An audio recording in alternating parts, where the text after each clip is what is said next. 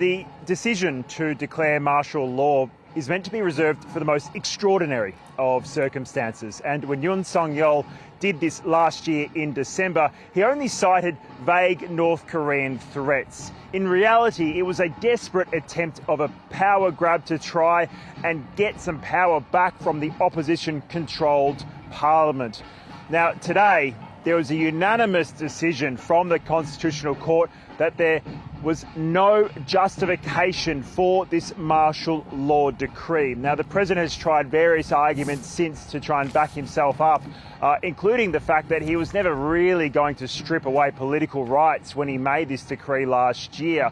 That really flies in the face of what we saw on the night, which was police officers and members of the military rushing down to the National Assembly and trying to block politicians from going inside the parliament.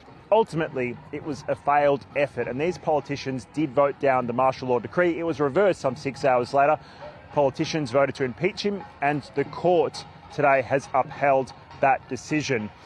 Another damning assessment is that decision to send the police and the military down to the National Assembly. That was also targeted by the Constitutional Court today, saying that move to try and strip away the political rights and even arrest justices here was very much against the Constitution. So, just to repeat, this is a unanimous decision to uphold the impeachment of Yoon Suk Yeol.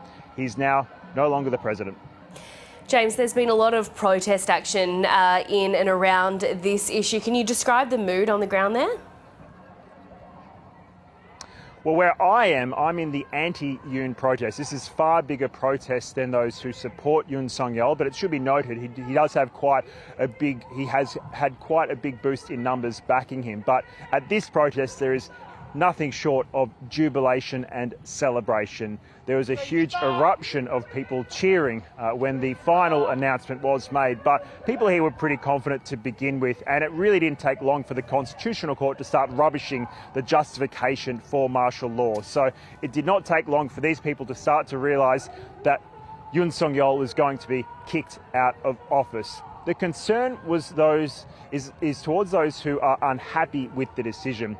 There are some 14,000 crowd control police officers that have been deployed across Seoul to try and manage crowds. So these people here are happy, but there has been concern about those who support Yoon Suk Yeol, especially because many have grabbed onto conspiracy theories to try and justify their reason to support the president. And there is a refusal almost to accept what the court was going to say today, and there might even be a refusal to accept now the next presidential elections, because what happens next is within 60 days, South Korea has to elect another president.